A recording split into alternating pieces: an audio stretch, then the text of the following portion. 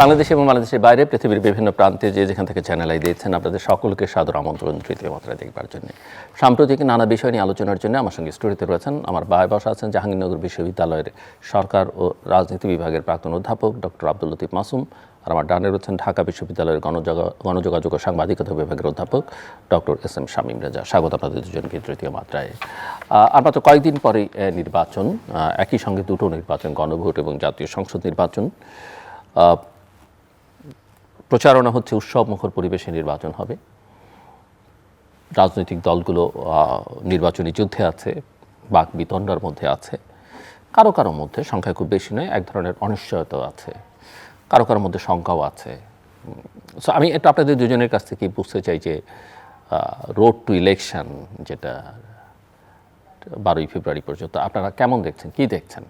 পরে আমি বিস্তারিত আলোচনায় যাব। Doctor Abdul Latif Masum.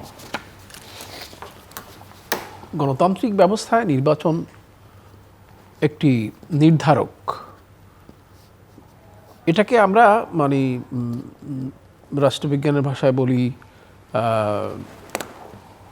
Social contract, সামাজিক চুক্তি। সামাজিক চুক্তিটা কি? জনগণ এবং যারা শাসন করবেন তাদের মধ্যে একটা সম্মতির নির্ধারক। নির্বাচন হচ্ছে সম্মতির নির্ধারক, শক্তি নয়, সম্মতির নির্ধারক। আগে স্বৈরাচারের সময়টা শক্তি সমস্ত কিছু নির্ধারক হয়েছে, এখন সম্মতি সব কিছু নির্ধারক। সে প্রেক্ষাপটটা মনে রাখলে এই নির্বাচনটি আমাদের জন্য অত্যন্ত গুরুত্বপূর্ণ, অত্যন্ত গুরুত্বপূর্ণ, অত্যন্ত গুরুত্বপূর্ণ।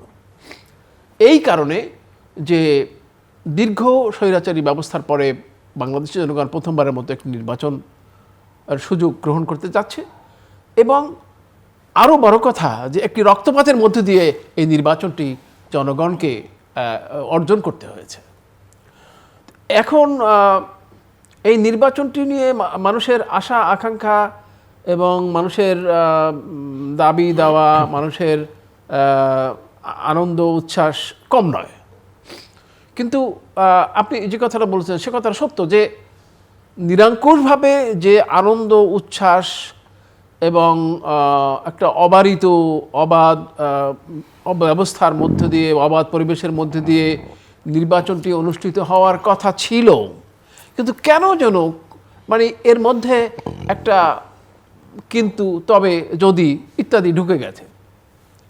সেটার কারণ আবার আমরাই।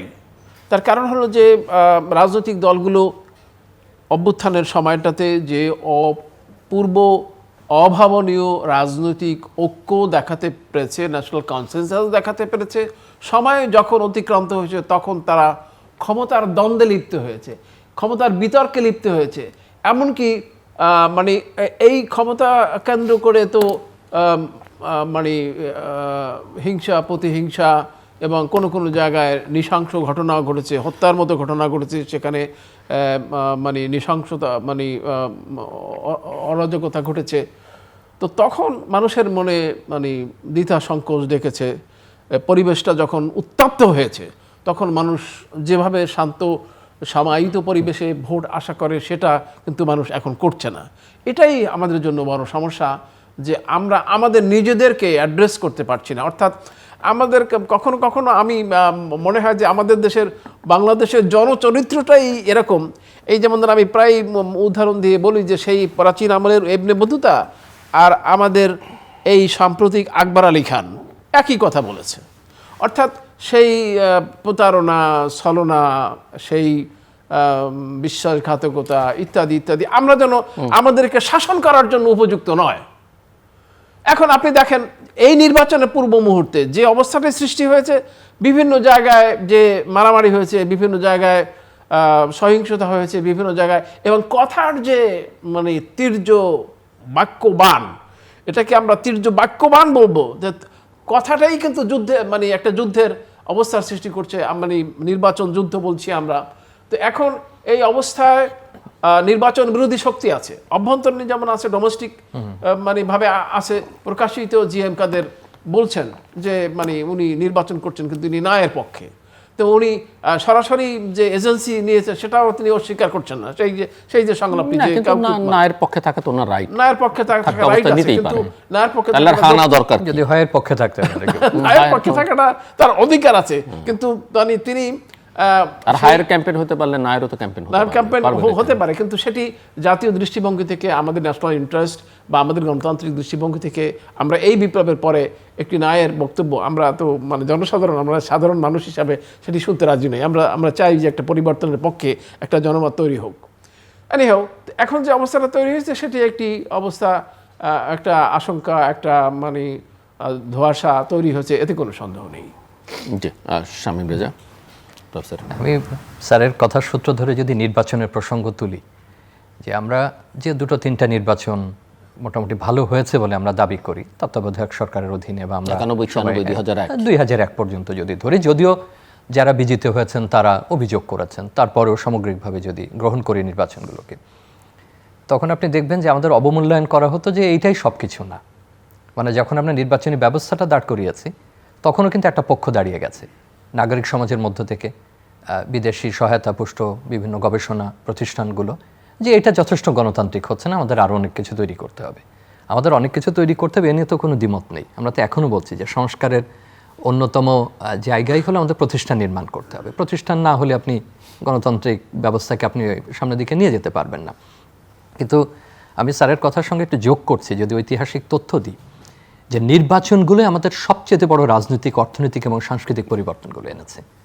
আপনি যদি যুক্তফ্রন্টের নির্বাচন ধরেন, এটা স্বল্পকালীন সরকার, কিন্তু আজকে ঐতিহাসিকভাবে খুঁজে দেখেন যে কতগুলো গুরুত্বপূর্ণ ঐতিহাসিক সিদ্ধান্ত এই সরকার নিতে পেরেছিল, যার অসাধারণ সাংস্কৃতিক তাৎপর্য, রাজনৈতিক তাৎপর্য রয়েছে।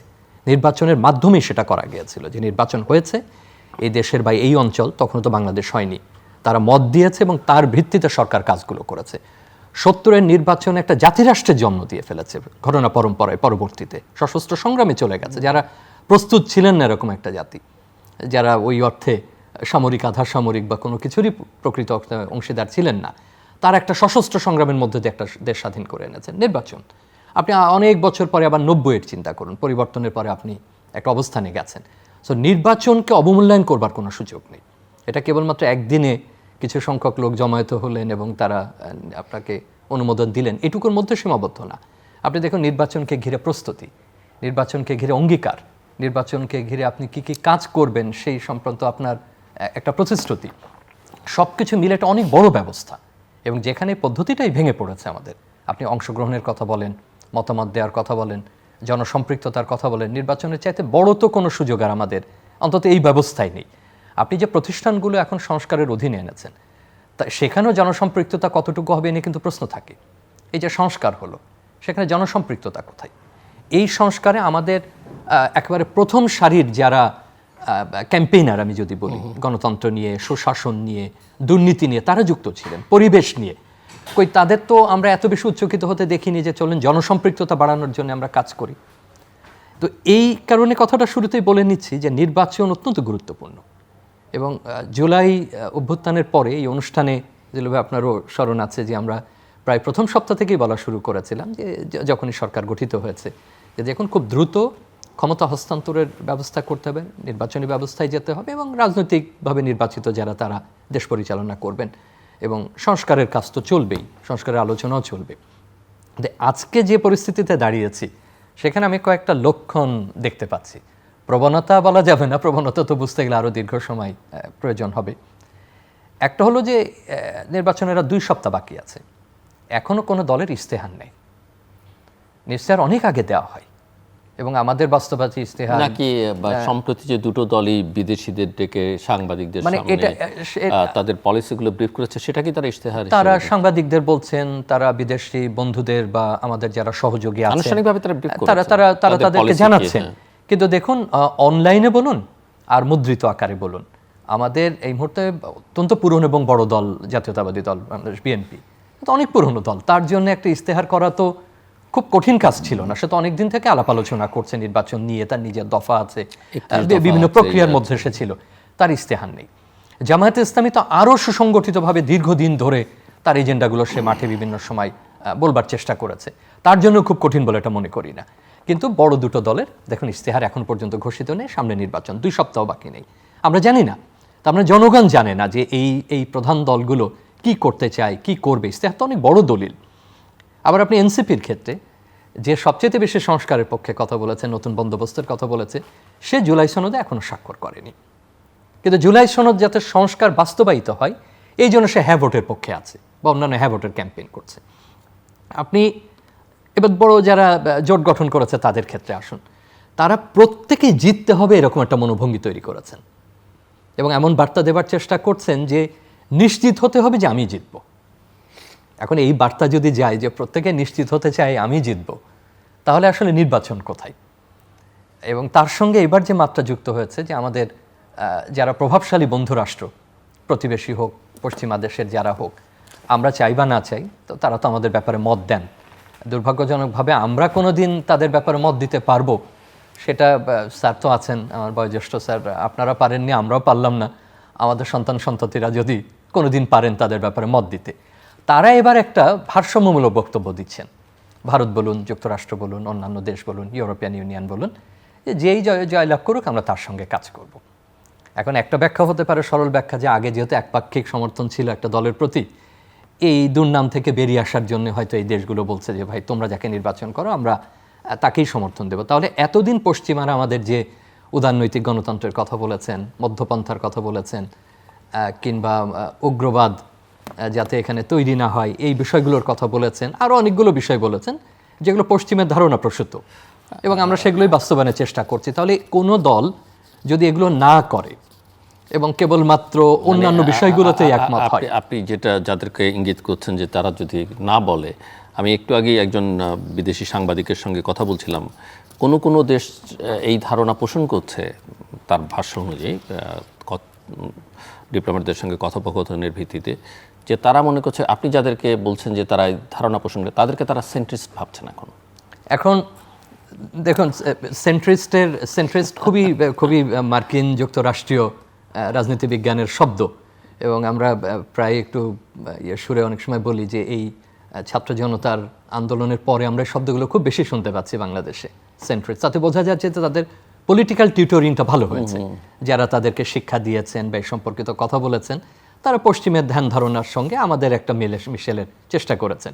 কিন্তু এখন যদি এই প্রসঙ্গ তোলা হয় যে তাহলে এরপরে যেসব প্রসঙ্গে এতদিন বাংলাদেশকে কিছুটা হলো ছোট করা হতো, গণতান্ত্রিক দেশ না বলে এটা উদারপন্থী মুসলিম দেশ, এটা একটা সাধারণ গণতান্ত্রিক দেশ না বলে আমাদের এখানে ইসলাম কিন্তু এটা ভালো ইসলাম, এই বক্তব্যগুলো কিন্তু সব ক্ষেত্রে খুব আমাদেরকে আনন্দ দেয় না।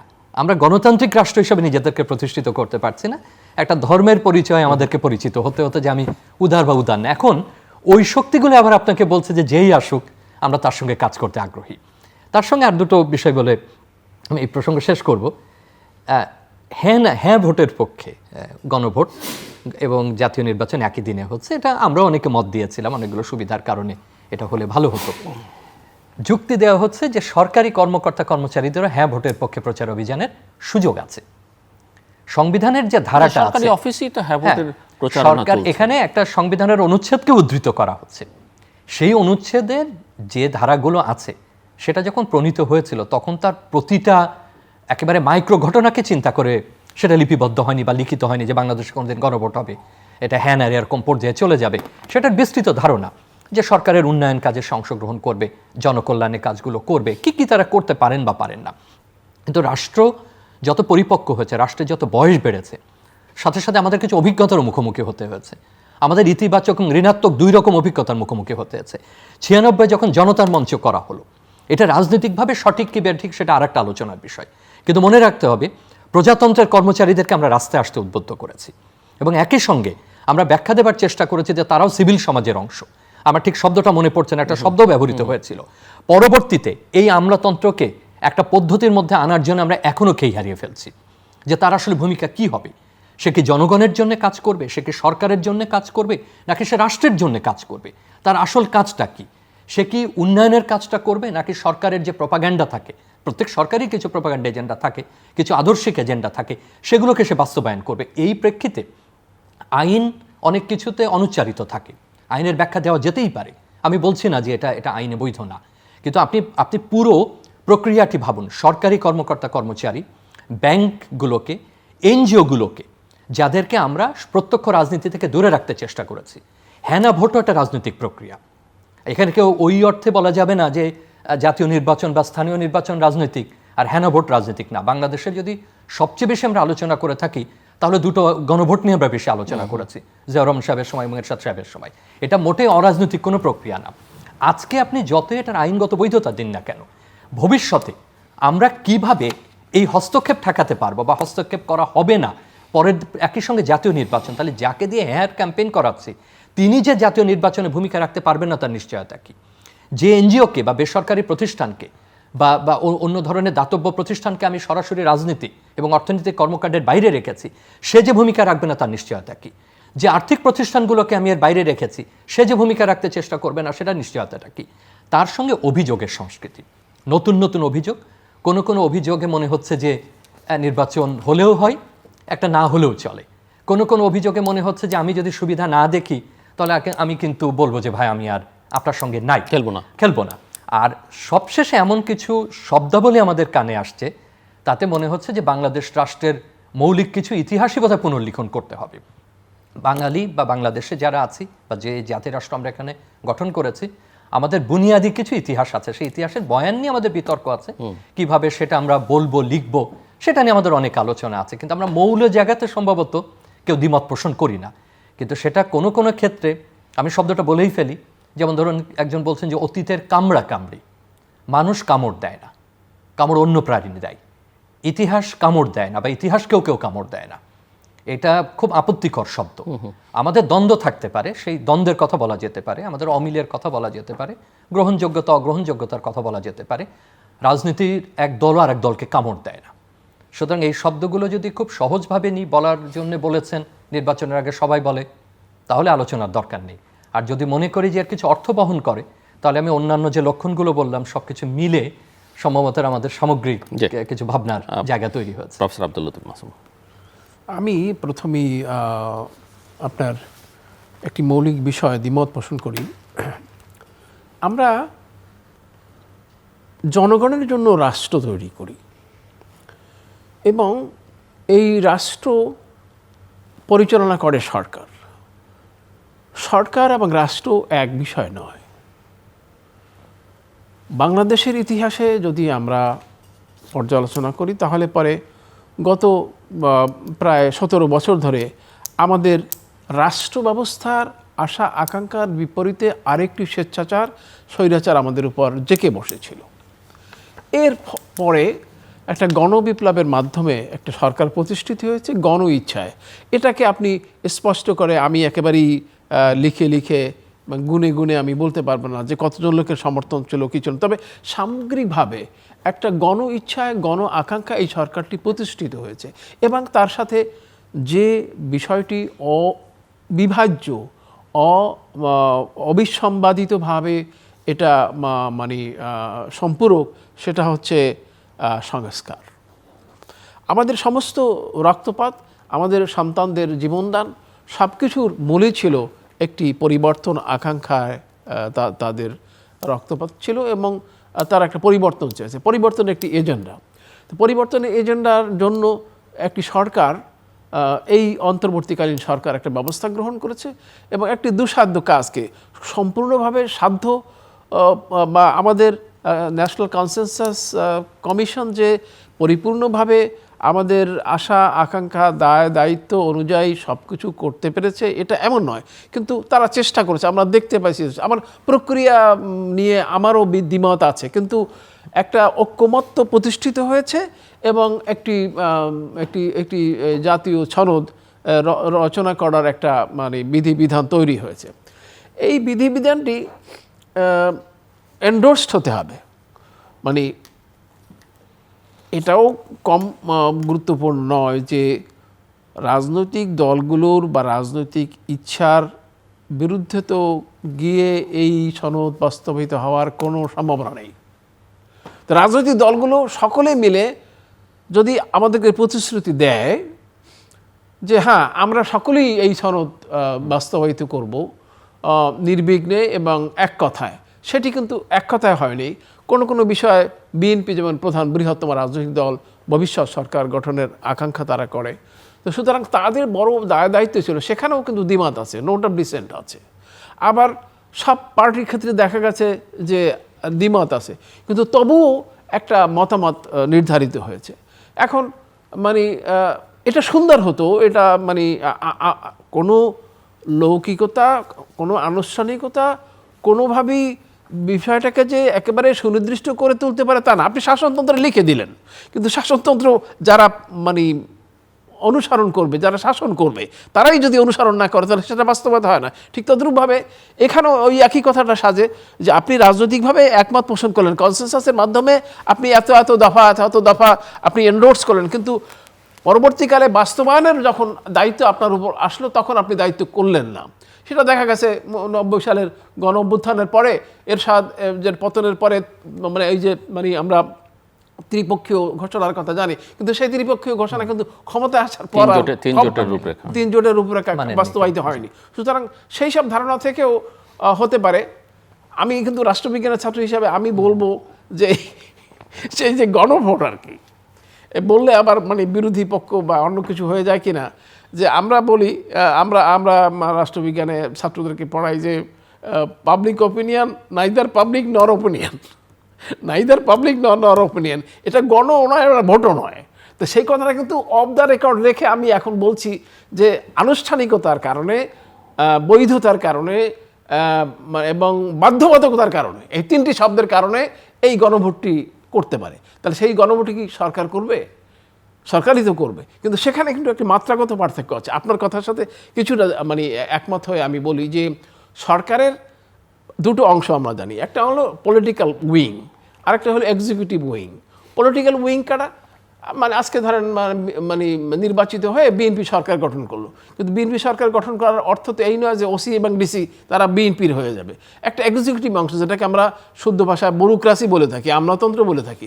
এই আমলাতন্ত্রে কিন্তু একটি স্বকীয় মানে ভিন্নতর ভূমিকা আছে, এবং একটা সরকারের কার্যক্রম থেকে তার একটা মাত্রাগত পার্থক্য, মাত্রাগত মানে সক্রিয়তা থাকতে হবে।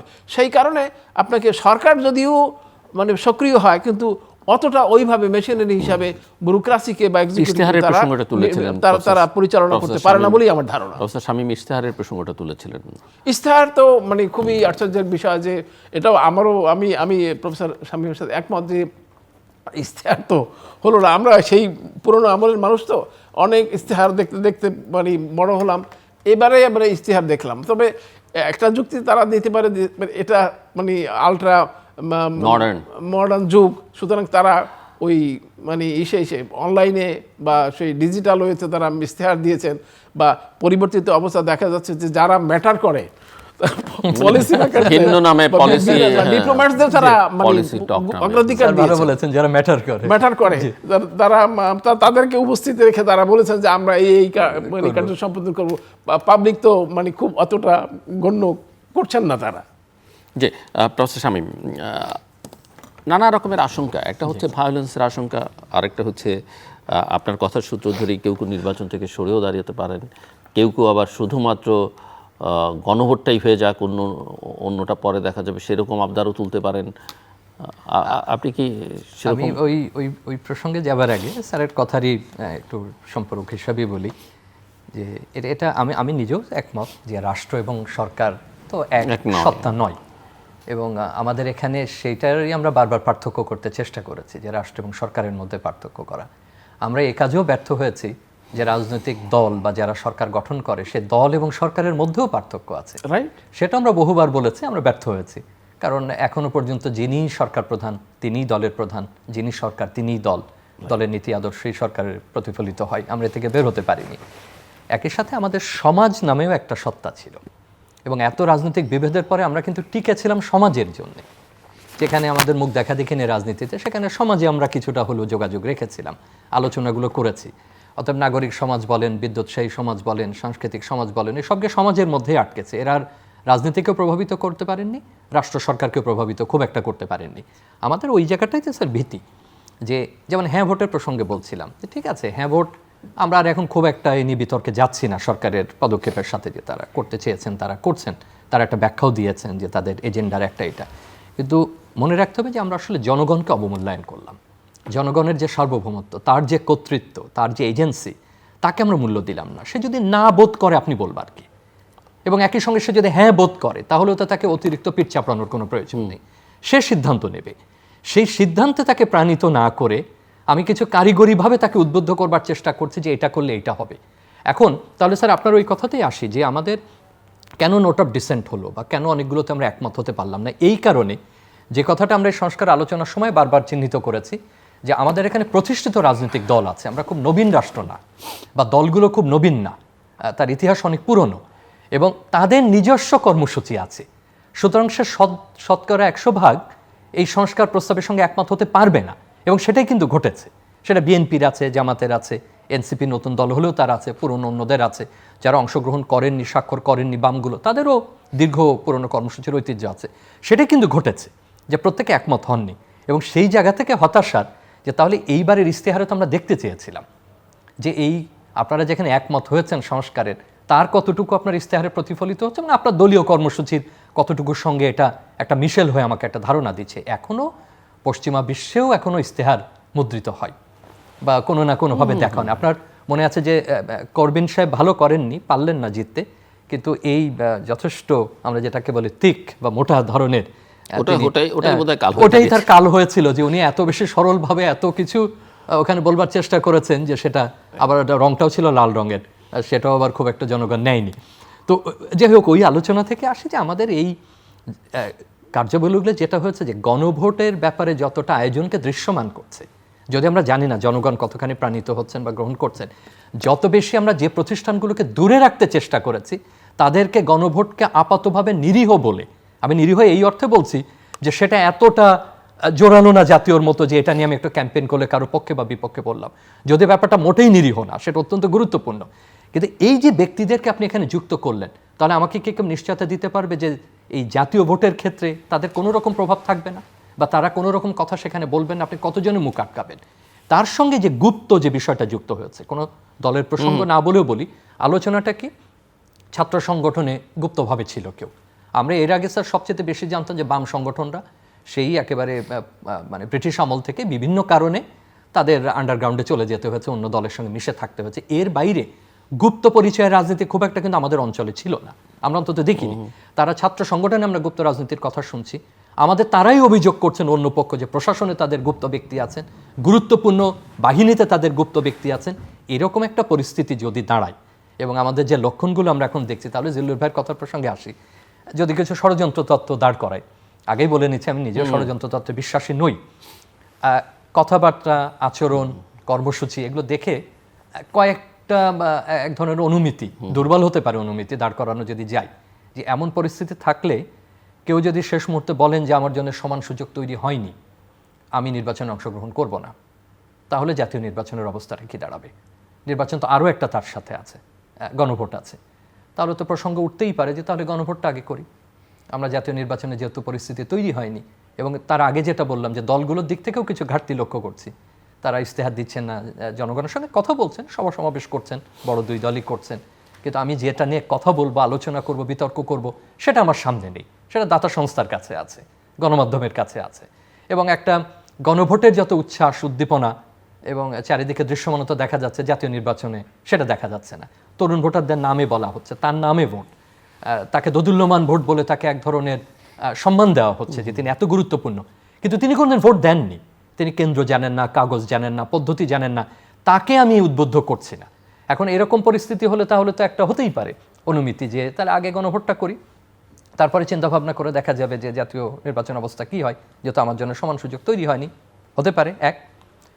দুই, এমনও তো হতে পারে পরিস্থিতি যে নির্বাচনে আমরা কেউই যেহেতু নিশ্চিত হতে পারছি না কে জয়লাভ করব, এবং জয়লাভই যেহেতু আমাদের একমাত্র উদ্দেশ্য, এবং এখন আমরা রাজনীতির নতুন কুশীলব পাচ্ছি যাদের ব্যাপারে মাঠেও এক ধরনের বার্তা ছড়ানোর, আমি নিজে যোগাযোগের ছাত্র, এবং যোগাযোগ মানেই তো সেটা রাজনীতি এবং সমাজকে নিয়েই কাজ করে, এমন কিছু বক্তব্য, এমন কিন্তু আভাস বাতাসে বাতাসে কথা শোনা যাচ্ছে যেটা আমরা স্বাধীন বাংলাদেশে আগে কখনো শুনিনি, যে এমন দল যাদেরকে কেউ হয়তো সেন্ট্রিস্ট বলছেন, কেউ হয়তো দক্ষিণপন্থী বলছেন, তাদের একটা অত্যন্ত ভালো করবার সম্ভাবনা দেখা দিচ্ছে। তাহলে যারা গণতন্ত্রপন্থী, মধ্যমপন্থী, উদারনৈতিক তাদের অবস্থানটা কি দাঁড়াবে, সেটাও একটা ভাববার বিষয়। এবং সেটাও যদি শেষে এরকম পরিস্থিতিতে গিয়ে দাঁড়ায় যে আমি নিশ্চিত হচ্ছি না আমি সরকার গঠন করতে পারবো কিনা, অথবা আমি দ্বিতীয় চিন্তা করি, তাহলেও নির্বাচনের একটা ষড়যন্ত্র তত্ত্ব দাঁড় করানো গেলেও যেতে পারে। আর নিরাপত্তার যে আলোচনাটা বারবারই হচ্ছে, শুরু থেকেই আমরাও উদ্বেগ প্রকাশ করেছি। অস্ত্র উদ্ধার, যথেষ্ট তৎপরতা দেখানো, যথেষ্ট সহিংসতা হয়েছে। এটা ইস্তেহার আমাদের নির্বাচনের তফসিল ঘোষণার পরে হাদিকে যে হত্যাযজ্ঞের শিকার হয়েছেন, সেটা ভয়াবহ। একজন তরুণ রাজনৈতিক কর্মী এভাবে হত্যাযজ্ঞের শিকার হবেন। দলের অভ্যন্তরে শৃঙ্খলার ঘাটতি রয়েছে, যদিও এটার সাথে সাথে বলতে হবে ইসলামপন্থী দলগুলোর মধ্যে শৃঙ্খলার ঘাটতি কম, অন্য দলগুলোর মধ্যে সেই ঘাটতিটা প্রকট।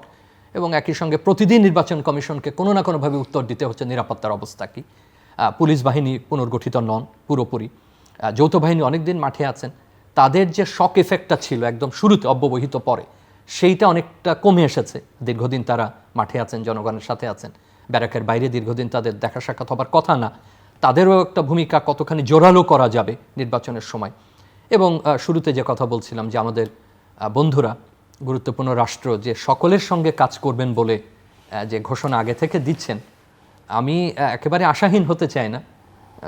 স্যার অগ্রজ প্রতিম তার প্রতি সম্মান রেখে হচ্ছে আমি নির্বাচনের বহু ঐতিহাসিক উদাহরণও দেওয়ার চেষ্টা করলাম, কিন্তু কিছুটা হলেও একটু ষড়যন্ত্র তত্ত্বে ইদানিং মন সায় দেয়। এবং সেটা স্যার দেখতেও ইচ্ছা হয়, যেটা ইউটিউবে দেখি কে কি বলেন, যদিও বিশ্বাস করতে চাই না। জি, প্রথমেই মানে আমি আপনার একটা শব্দের ব্যাখ্যা বা অন্য দৃষ্টিভঙ্গি থেকে মানুষ যেভাবে দেখে সেটা মানে বলার চেষ্টা করি। প্রতিটি ক্ষেত্রেই একটা ইতিবাচক এবং নেতিবাচক দৃষ্টিভঙ্গি থাকে। তো ইদানিং আমি দেখলাম আমার দেশ পত্রিকায় মানে বিদেশি একজন বাঙালি রাষ্ট্রবিজ্ঞানী, বিদেশি উনি বসবাস করেন, নামটা এই মুহূর্তে ভুলে গেছি, উনি সুপ্ত তত্ত্বের পক্ষে কথা বলেছেন। কি তত্ত্ব? সুপ্ত তত্ত্ব। এই যে আগে সুপ্ত ছিলাম, গুপ্ত ছিলাম, এখন প্রকাশিত হইলাম। তো সেটা উনি বলার চেষ্টা করেছেন যে কমিউনিস্ট পার্টি বা যারা ক্যাডার বেসড পলিটিক্স করে তাদের জন্য এটা একটা কৌশল বটে, এবং এই কৌশলটি যদি ইতিবাচক হয় তাহলে পরে ভালো, আর যদি নেতিবাচক হয়, ষড়যন্ত্র, মিথ্যাচার, অত্যাচার, মানে হত্যাযজ্ঞ ইত্যাদির লেফট পলিটিক্সে যা হয়ে থাকে সেরকম যদি হয় তাহলে পরে এটা ভালো না। তো এটা যদি আলটিমেটলি ভালো, যদি বৃক্ষ তোর নাম কি বলে ফল তো পরিচয় হতো। তো এটা আমরা মনে রাখি যে দীর্ঘ 17 বছরে এমন একটি সময় অতিক্রান্ত হয়েছে এই দেশের মানুষের, যাদের তো মানে শ্বাস ফেলার সময় ছিল না। মানে একটা ম্যানেজিং কমিটির মিটিং হচ্ছে, সেই ম্যানেজিং কমিটির মিটিংও গিয়া পুলিশ ধরেছে যে এখানে মানে রাজনৈতিক সভা হচ্ছে, ষড়যন্ত্র হচ্ছে। এত নিম্নমাত্রায় পৌঁছছিল আমাদের রাজনৈতিক অধিকারের মাত্রা। সুতরাং সেই বিষয়টিতে আমরা এখন দেখব যে মানে এই পরবর্তীকালে এই সমস্ত লোকের অবস্থানটা কীভাবে নির্ণীত হয়েছে। মানে আমাদের রাজনীতিতে বৈশ্বিক প্রবণতা আগেও ছিল, এখনও আছে।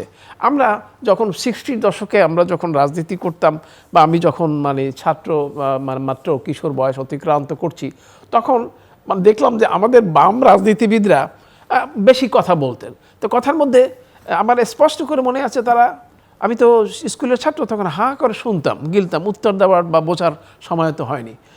ভিয়েতনাম থেকে মার্কিন সৈন্য প্রত্যাহার কেন করা হচ্ছে না সেটা নিয়ে তারা ব্যস্ত। এবং পাতলা খান লেনে যদি বোমা ফোটে তাহলে পরে এটা কি কেজিবি করলো নাকি সিআইএ করলো, এই তত্ত্বে তারা খুব গভীর। এবং আপনাকে মনে করিয়ে দিই, 1975 সালের মানে 15ই আগস্টের পর 3রা নভেম্বর এবং 7ই নভেম্বরে তাল পাচ্ছিল না লোকেরা ভিতরে কি কি কি হতে না যাচ্ছে। তখন মার্কটালি খুব মানে মজার, মানে উনি বলেছিলেন যে বাংলাদেশে এই রাজনীতিবিদরা পরিবর্তিত অবস্থার সাথে খাপ খাইয়ে যাওয়ার জন্য খুব সতর্কভাবে চেষ্টা করছেন। তো এখন আমাদের সেই প্রভাব এখনও আছে। আমি মনে করি যে ক্রমশ এই প্রভাবটি কমেছে। এই কারণে আমরা বলতে পারি যে বাইডেনের সময় মনে হচ্ছিল যে এই বুঝি আওয়ামী লীগ সরকার পড়ে যায়, এই বুঝি, আমাকে একজন মানে বিজ্ঞ রাজনীতিবিদ তিনি আমাকে এই মর্মে আশা পোষণ করেছিলেন আমার কাছে ব্যক্তিগতভাবে, যে মানে বিমান তৈরি আছে, শেখ হাসিনা চলে যাবে, এত এত লোক যেতে পারবে তার সাথে, ইত্যাদি ইত্যাদি, কিন্তু তা হয়নি। সেই অবস্থার পরিবর্তন হয়েছে। এখন মার্কিন যুক্তরাষ্ট্র এবং মানে তার মিত্রদের মানে যে বয়ানটি, যে ন্যারেটিভটি তারা পলিসিগতভাবে ইমপ্লিমেন্ট করতে পারত, তারা যদি প্রয়োগ করতে পারত, এখন সেই প্রয়োগিক অবস্থা তাদের নেই। তার একটা ধারণা বা একটা পরামর্শ দেওয়ার মতো অবস্থা। এবং আপনি তো জানেন যে ব্যক্তিগতভাবে বাইডেন আর ট্রাম্পের মধ্যে তো পার্থক্য আছে। বাইডেন যত মানবাধিকার নিয়ে বা গণতন্ত্র নিয়ে মাথা ঘামানোর চিন্তা চেষ্টা করেছে, ট্রাম্পের কাছে এটা কোনো বিষয়ই না। তবে এটাও তো সত্যি কথা যে মার্কিন যুক্তরাষ্ট্রের মতো বড় বড় রাষ্ট্রগুলোতে পররাষ্ট্রনীতির ক্ষেত্রে খুব একটা পরিবর্তন হয় না। ব্যক্তির পরিবর্তনের সাথে সাথে খুব কমই মানে পারিপার্শ্বিক পরিবর্তন সাধিত হয়। সেক্ষেত্রে বাংলাদেশের রাজনীতির ক্ষেত্রে তাদের দৃষ্টিভঙ্গির পরিবর্তন হয়েছে এরকম আমি মনে করি না। আমি মনে করি যে মানে ওই যে ন্যাশনাল ইন্টারেস্টের কথা বলি, পররাষ্ট্রনীতির ক্ষেত্রে আমরা ন্যাশনাল ইন্টারেস্টের কথা বলি, তো মানে আমাদের প্রতিবেশী এবং মানে মানে দূরের আমাদের প্রভুমত যে রাষ্ট্র, তারা ওই মানে তাদের পলিসিগত ব্যাপারে মানে তাদের সমর্থক এ বি সি তৈরি করে। মুক্তিযুদ্ধের সময় আপনাকে মনে করিয়ে দিই যে ওই সময় মুক্তিযুদ্ধ চলাকালীন সময়ই ইন্ডিয়া চিন্তা করেছে তার বি টিম কী হবে। শেখ ফজলুল হক মনি, সিরাজুল আলম খান একে দ্বারা মুজিব বাহিনী তৈরি করলেন, এবং এই মুজিব বাহিনী আলটিমেটলি কিন্তু জাসদ তৈরি হলো। মানে মানুষ বদনাম করে বলে না যে এটা হচ্ছে ভারতের বি টিম, জাসদকে বলতে ভারতের বি টিম। তো এখানে মার্কিন যুক্তরাষ্ট্রেরও কিন্তু এ টিম আছে এবং বি টিমও আছে এইখানে এই মুহূর্তেই, এবং সি টিমও আছে। সুতরাং তারা সেইভাবে বিন্যস্ত সম্পর্ক, মানে যদি বি টিম দুর্ঘটনাক্রমে ক্ষমতা এসে যায় তাহলে পরে আমাদের যাতে সম্পর্ক নষ্ট না হয়, কথা বলতে না হয়, সেইভাবে ভারত যেমন বলছে ভারতের ব্যুরোক্রেসি যেমন বলতেছে যে সরকারই আসে সেই সরকারের সাথে আমরা কাজ করবো, তার মানে হচ্ছে যে তারা একটা রিলেশন করার চেষ্টা করছে। ভারতের ওই যে মানে ভারতের সমস্ত মিডিয়া মানে জামাতের বিরোধিতা করছে, এবং সেটাই তাদের পক্ষে করা অন্যায় না। তার কারণ তারা তো তাদের ন্যাশনাল ইন্টারেস্টকে দেখবে। তারা বলছে যদি জামাত জিতে তাহলে পরে মানে অন্যায়ভাবে জিতবে, মানে মানে মানে ভোট জালিয়াতি হলে জিতবে, এবং বিএনপি জিতবে যদি স্বাভাবিকভাবে ভোট হয়, সেটা সেই ধরনের কথাবার্তাও আছে। তো এখন আমার মনে হয় আমি আপনার সাথে সম্পূর্ণ একমত না যে মানে ওই যে মাইন্ডসেট আমাদের, এই যে ষড়যন্ত্রের মাইন্ডসেট, আমি আসছি, এ করিলে বি হইবে, বি করিলে ই হইবে, এরকম না। আমরা সাধারণভাবে স্বাভাবিকভাবে আমাদের মানে মস্তিষ্ককে অত উর্বর না করে সাধারণভাবে সাদা চোখে যা দেখি সেভাবে আমরা চিন্তা করি, এবং স্বাভাবিকভাবে আশা করি ভোটটি হবে এবং মানে এ টিম অথবা বি টিম নির্বাচিত। এই যে প্রফেসর আব্দুল লতিফ মুসলিম এ টিম বি টিম সি টিমের কথা বলছেন, আমি একটু আপনার কাছ থেকে 12 তারিখের সামনে রেখে বেস্ট পসিবল সিনারিও কি, মানে আপনি এবিসি করে বলতে পারেন সিনারিও, আর ওয়ার্স্ট সিনারিও কি দেখেন আপনি? না, একটা আগেই বলছিলাম যে আমার অনুমতিগুলো যথেষ্ট দুর্বল। আপনি কিছু বলেছেন, এগুলো আসলে প্রমাণ করা খুব কঠিন, মানে তথ্য উপাত্ত দিয়ে, মানে কেবলমাত্র আমাদের প্রতিদিনের অভিজ্ঞতার বাইরে খুব বেশি এখানে তথ্য উপাত্ত দেওয়ার সুযোগ থাকে না। এখন স্যার যেটা বললেন ওই প্রসঙ্গ রেখেই আপনার কথার উত্তর দিচ্ছি যে দেখুন, আমাদের এখানে যে বড় 2-3টা দেশ অতি সম্প্রতি আমাদের নির্বাচন নিয়ে মন্তব্য করলেন, বা নির্বাচনে হলে তারা কাদের সঙ্গে কাজ করবেন, আমরা এই কারণে আলোচনা নিয়ে আসছি যে ঠিক একটা নির্বাচনের আগে তাদের বক্তব্যগুলো কিন্তু অন্যরকম ছিল, বা 2টো নির্বাচনের আগেই তাদের বক্তব্যগুলো অন্যরকম ছিল। এখন একটা সরল ব্যাখ্যা করা যেতে পারে, ধরুন ভারতের প্রসঙ্গে, যে ঠিক আছে আমাদের বিরুদ্ধে যেহেতু অভিযোগ করা হচ্ছে আমরা একটা দলকে নিঃশর্তভাবে সমর্থন দিয়েছি, বাংলাদেশ জনগণকে না দিয়ে, বাংলাদেশ রাষ্ট্রকে না দিয়ে, তাহলে আমার অবস্থান পরিবর্তন করি, আমি এখন যেই জিতুক তাকেই আমি দিই। কিন্তু ভারত কিন্তু বলছে না যে বাংলাদেশের কোনো উদার শক্তিকে সে সমর্থন দেবে।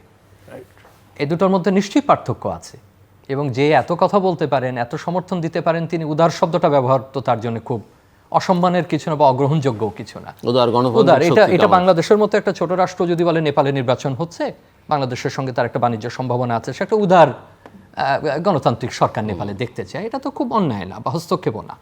ভারত যদি বলে সেটা গণতান্ত্রিক ব্যবস্থার একটা দেশ, সে যদি বলে বাংলাদেশে একটা উদার গণতান্ত্রিক শক্তি বা একটা ব্যবস্থা সে দেখতে চায়, আমি খুব অন্যায়ের কিছু দেখি না। মার্কিন যুক্তরাষ্ট্র আমাদেরকে ক্রমাগতভাবে তাত্ত্বিক প্রায়োগিকভাবে প্রভাবিত করে থাকেন সারা পৃথিবীকে, সেও যদি বলে যে একটা বাংলাদেশে উদার গণতান্ত্রিক দেশ হলে ভালো হতো, তাহলে আমরা প্রাণিত হই। গণচীনের উদ্দেশ্য বোঝা খুব কঠিন, তার কি বাণিজ্য উদ্দেশ্য? বাংলাদেশের ক্ষেত্রে নাকি সিল্ক রুটের মতো ব্যাপক বিস্তৃত পুনর্জাগরণের তার উদ্দেশ্য। এই প্রেক্ষাপটে সেও প্রবলভাবে আগ্রহী, এখানে কোনো কোনো দলের প্রতি তার আগ্রহ একটু বেশি বলেই মনে হয়, কারণ যাদেরকে তার আলাপ আলোচনার বেশি প্রয়োজন তাদের সঙ্গে তার ওঠা বসাটাও আমরা যথেষ্ট দৃশ্যমান লক্ষ্য করছি।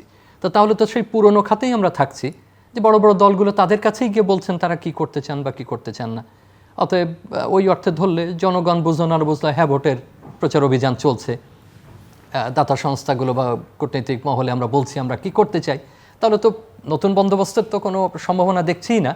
পুরনো বন্দোবস্তের মধ্যে যদি কিছু কিছু করা যায়। এখন স্যার আমি উত্তর দেওয়ার আগে এটাও বলি, একটু ওই হতাশার মতো জীবনানন্দ দাশের কবিতা যে বড় আশার মতো মনে হয় রোদের পৃথিবী, আশা তো জাগেই, যদিও একেবারে সেটা অন্য প্রেক্ষিত বলা, আশা না জাগলে তো আমরা থাকবো না। রোদের পৃথিবী তো সকলের জন্যই আনন্দের, কিন্তু এই যে কারণে আমরা যদি প্রসঙ্গগুলো উত্থাপন না করি, আমরা যদি এই পরিণত আলোচনা রাষ্ট্র এবং রাজনৈতিক দল দেশ নিয়ে না করতে পারি, তাহলে আমরা কবে করব? মানে আমরা কি কেবলই গ্রহণ করব অন্যের ধারণা, অন্যের তত্ত্ব, অন্যের বক্তব্য? মানে যে কারণে আমাদের এই বক্তব্যগুলোকে এই না যে হতাশার বহিঃপ্রকাশ, মানে আমরা চিহ্নিত করতে পারছি কিনা জায়গাগুলো, এবং যতবার আমরা চিহ্নিত করতে ব্যর্থ হচ্ছি ততবারই কিন্তু আমরা কোনো না কোনোভাবে ধাক্কা খাচ্ছি। সুতরাং এই দেশগুলো বলতেই পারে, এবং এমন একটা সময় বলছি যখন একটা অনিবন্ধিত সময়ের জন্যে প্রস্তুত একটা সরকার আমাদের কাছে আছে। আমি যদি জানতাম যে এটা 6 মাসের, 3 মাসের, 1 বছরের বা 2 বছরের, তাহলে আমাদের আলোচনা কিন্তু অনেকটা সহজ হয়ে উঠত, যে এই সময়ের পরে এইটা ঘটবে। যেহেতু সময়টাও নির্ধারিত না, আমরা হয়তো নির্বাচন দিয়ে তার একটা সময়কে নির্ধারণের চেষ্টা করছি, কিন্তু সেটাও কিন্তু পুরোপুরি আপনি একেবারে প্রতিষ্ঠিত করতে পারছেন না, কারণ এত ধরনের লক্ষণগুলোকে আমরা সামনে নিয়ে আসছি। তো যেটা আপনি বলছেন যে একটা হতে পারে, স্যারেরও কথার যদি আমি বিবেচনায় রাখি, যেমন হতে পারে যে মানুষের প্রবাহ, একটা বিপুল জন উপস্থিতি অনেক কিছুকে পাল্টে দেয়। 90-এর পরে একটা দল মনে করেছিল যে তারাই জয়লাভ করবেন, আমাদের অনেকেরই তাই মনে হয়েছিল, সাক্ষাৎকার দিয়েছিলেন, তারা ছায়া মন্ত্রিসভাও গঠন করে ফেলেছিলেন, পত্রিকাও আমরা দেখেছিলাম কে কোন দায়িত্ব পাবেন। তখনকার যিনি আজকের বিএনপির নেতা ছিলেন বেগম খালেদা জিয়া প্রয়াত, তিনি আমার কাছে এখন মনে হয় যে পেছনে যদি আমরা ফিরে তাকাই, স্যার আরও অপেক্ষাকৃত তরুণ ছিলেন তখন, যে একক প্রচেষ্টায় দলকে সামনে টেনে নিয়ে গিয়েছিলেন অবশ্যই। এবং আপনি যদি আজকের ভিডিও চিত্রগুলো দেখেন, দেখবেন দলের বড় নেতারা তার সঙ্গে নাই। একেবারে তখনকার অন্তর্জ জায়গা, অনেক জায়গায় বিদ্যুৎ নাই, তখনকার সেই পুরনো বাংলাদেশে একজন নারী, এত মানুষও তখন নারী রাজনীতিতে আসেননি, তিনি ঘন্টার পর ঘন্টা না দিনের পর দিন তখন আমরা হেজাক বাতি বলতাম বোধহয়, এইটা জ্বালিয়ে তার জনসভা করা হচ্ছে। তিনি এমন একটা অনুপ্রেরণা তৈরি করতে পেরেছিলেন জনগোষ্ঠীর মধ্যে, তার সমর্থকদেরও বাইরে। এবং আপনি যদি বক্তৃতার কথাটি মনে করেন, যে এখানে সবাই বলেছিলেন যে আপনারা আগামীকাল ভোট দিতে যাবেন এবং যাকে আপনারা ভালো মনে করেন, যোগ্য মনে করেন, তাকেই আপনারা নির্বাচিত করবেন। এটাই ছিল ওনার শেষ লাইন, আমার যদি স্মৃতি আমার সঙ্গে প্রতারণা না করে। এই যে প্রেক্ষিত, সেই প্রেক্ষিত একটা নতুন ধরনের পরিবেশ তৈরি করেছিল নির্বাচনের। এখন যদি সেটা আজকেও ঘটে বা 12 তারিখের আগে ঘটে, তাহলে তো আমাদের এই আলোচনা ভুল হবে। আলোচনা তো সবই একটা অনুমিতির উপরে নির্ভর করে, একটা লক্ষণের উপরে বিশ্লেষণ।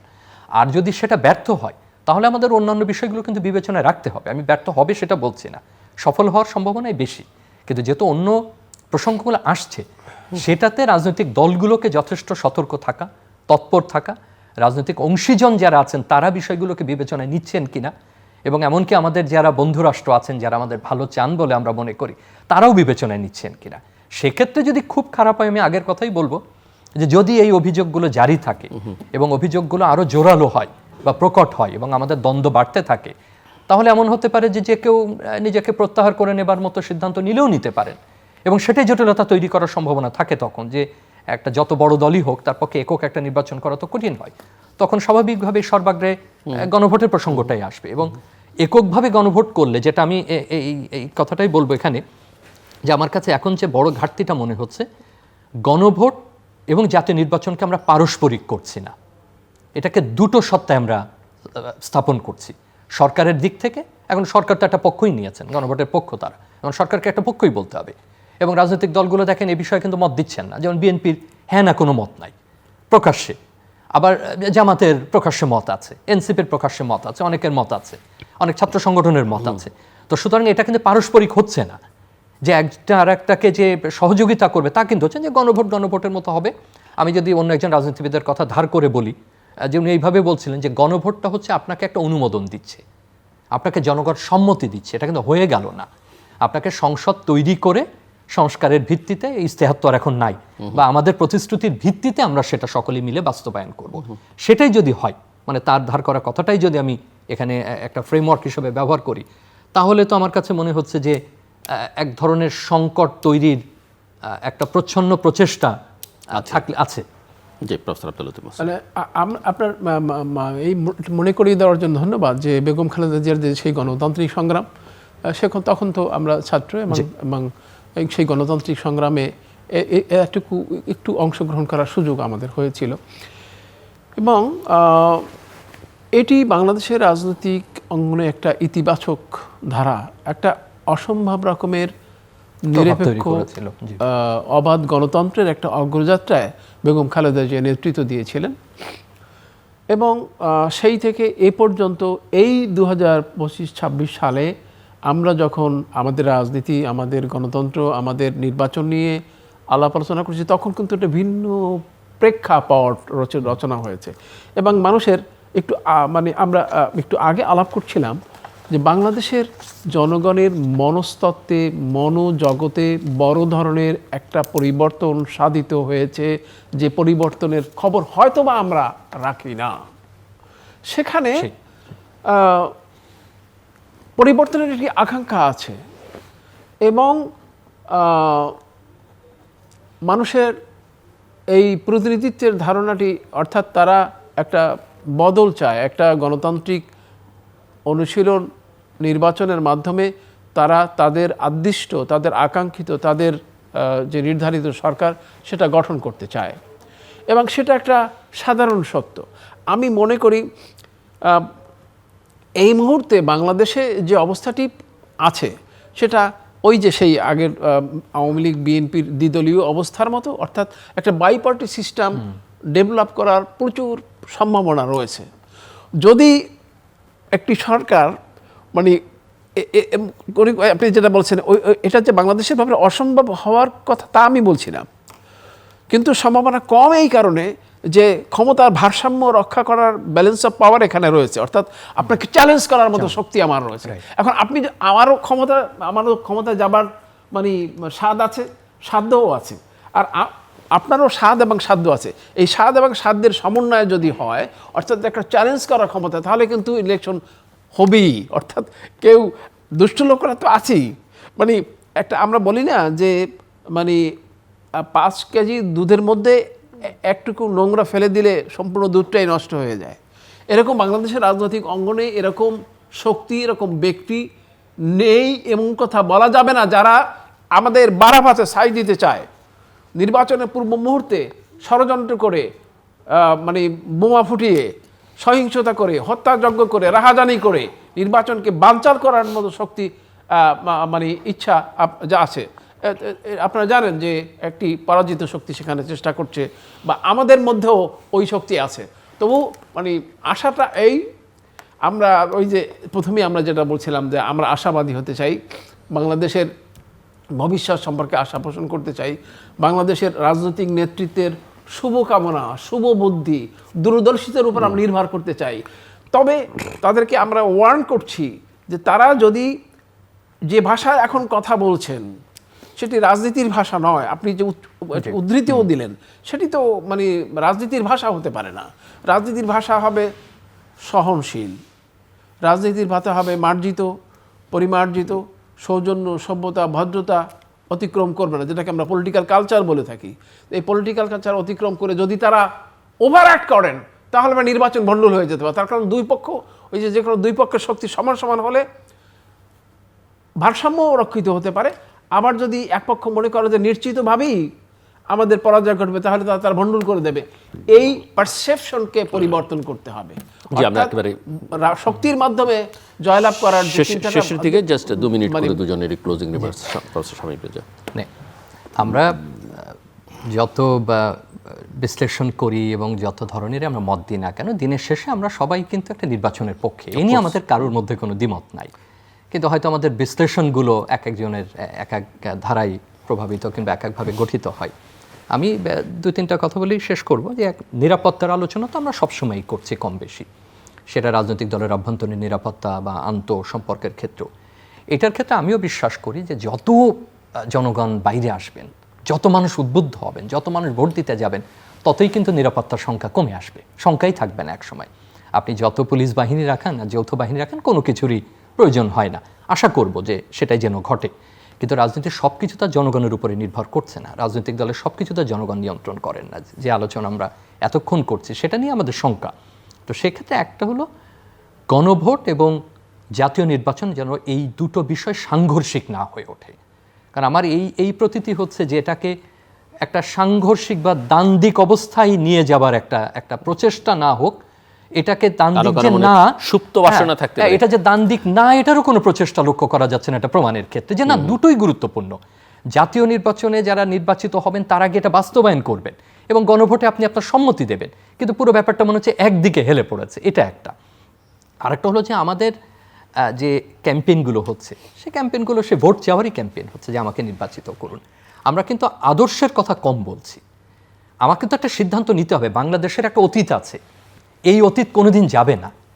একটা জাতিরাষ্ট্র যখন গঠিত হয়, সে যখন একটা স্বাধীনতা যুদ্ধ অবতীর্ণ হয়, একটা সশস্ত্র সংগ্রামের মধ্যে দিয়ে যে সব জাতিরাষ্ট্রগুলো জন্ম হয়েছে এবং যেখানে গণহত্যার মতো বিষয় যুক্ত, নিপীড়নের মতো বিষয় যুক্ত, সেই অতীত ইতিহাসকে আপনি বিশ্লেষণ আপনার হয়তোবা বিভিন্ন মাত্রায় আপনি আনতে পারেন, কিন্তু প্রশ্ন হলো যে সেটাকে অগ্রাহ্য করে, অস্বীকার করে সেটাকে পুনর্নির্মাণের চেষ্টা করাটা বোধহয় এখানে খুব একটা আমার মনে হয় না যে বাস্তবসম্মত প্রকল্প হবে। কিন্তু আমরা যতটুকু না বলছি সেটা অন্যদের বলতে হবে।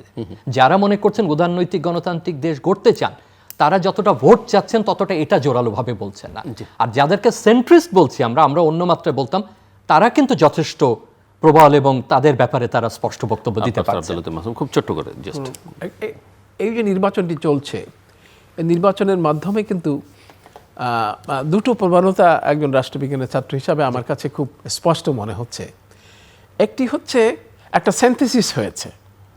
আমরা বলি না ধারণা প্রতিধারণা, ইংরেজিতে এভাবে বলি, বাংলাটা খুব ভালো করে বলতে পারি না। Thesis, antithesis, synthesis. 1971 সালটা ছিল একটি থিসিস। এরপরে আপনি যদি মানে অ্যান্টিথিসিস মানে বলতে চান তাহলে 75 সালকে বলা যায়। একটা আমরা একেবারেই একটা উল্টোপাল্টা একটা বড় ধরনের পরিবর্তন আমরা লক্ষ্য করলাম। এবং এই যে আমাদের যে বিপ্লবটি হলো 2024 সালে, এটাকে আমরা সিনথেসিস বলতে পারি। অর্থাৎ মুক্তিযুদ্ধকে 1971 সালে আমাদের গৌরবের স্থান, আমাদের মুক্তিযুদ্ধটা আমাদের অর্জন, আমাদের সমস্ত এই যে স্থিতি, স্বাধীনতা, জাতীয় নিরাপত্তা এবং সব কিছুর একটি চূড়ান্ত পর্যায় বা বিষয়, এটা আমাদের অস্বীকার করার উপায় নেই। এবং পরে যেহেতু 75 সালে একটি বড় ধরনের এটাকে রাষ্ট্রবিজ্ঞানের ভাষায় আমরা বলি একেবারেই মানে বিরাট মানে টোটাল চেঞ্জ, বড় ধরনের পরিবর্তন। সেই পরিবর্তনটা তখন যে পর্যায়ে ছিল, এখন কিন্তু সেই পর্যায়ে নেই। অর্থাৎ ধারণা প্রতিধারণা এবং মানে এই যে থিসিস অ্যান্টিথিসিসের ধারণায় এটা একটা অবস্থান অর্জন করেছে, একটা কথা। দ্বিতীয় কথা, এর মধ্যে কিন্তু একটি কনফ্লিক্ট অফ ভ্যালুস আছে। হ্যাঁ, প্রাধান্যটাই নাই। মানে আগে যেমন মানে আমরা মুসলমান, আমরা হিন্দু, বা আমরা বিএনপি, আমরা জাতীয় মানে আমরা আওয়ামী লীগ শেষ করতে, এরকম না, কিন্তু একটা সিনথেসিস রচনা হয়েছে। এবং আপনি দেখেন যে মানে জামাতকে এখন পশ্চিমারা সেন্ট্রিস্ট বলছে, মডারেট বলছে। তার মানে হচ্ছে যে জামাতকেও তো নিজেদেরকে চেঞ্জ করতে হচ্ছে। তারা হিন্দু ক্যান্ডিডেট দিয়েছে, তারা নানাভাবে নানা মানে উদারপন্থী মনোভাব দেখানোর চেষ্টা করছে। আবার বিএনপিও আবার কিছুটা বামধারা অনুসরণ করছে, একটু মানে লোক বদনাম করছে তারা, যে মানে 71 সালের এই আওয়ামী লীগের ভাষায় কথা বলছে ইত্যাদি। তাহলে বোঝা যাচ্ছে যে একটা সিনথেসিস আমরা অর্জিত হয়েছে এবং আমাদের হতাশ হওয়ার কিছু নেই। অনুষ্ঠানের শেষ প্রান্তে আমরা সামাজিক যোগাযোগ মাধ্যম ফেসবুক, এক্স এবং ইউটিউবে তৃতীয় মাত্রা লাইভ স্ট্রিম হচ্ছে, আপনি দেখতে পারেন। টেলিভিশনের পর্দায় দেখতে না পারলে যে কোনো সময় যে কোনো স্থান থেকে ইউটিউবে তৃতীয় মাত্রা চ্যানেলটি সাবস্ক্রাইব করে পুরোনো পর্বগুলো আপনি দেখতে পারেন। Professor doctor SM. Shamim Reza এবং প্রফেসর আব্দুল লতিফ মাসুম, অসংখ্য ধন্যবাদ এই আলোচনার জন্য। দর্শক, সামনে নির্বাচন আমরা সবাই চাই, নির্বাচন দরকার, অবশ্যই এটা ভালো নির্বাচন আমরা চাই। তবে সেটা এখন আর কেউ আশা করছেন না, সবাই একটা হয়ে যাক, একটা নির্বাচন হলেই হলো। কিন্তু আমরা চাইব অ্যাটলিস্ট একটা শান্তিপূর্ণ নির্বাচন হোক এবং এই নির্বাচনের পূর্বে এবং পরে দেশটা স্থিতিশীল থাকুক, এবং আমার মনে হয় যে সেটাই সবচেয়ে বড় চ্যালেঞ্জ। আমাদের সঙ্গে থাকবার জন্য অসংখ্য ধন্যবাদ। আপনাদের সবার জন্য শুভকামনা।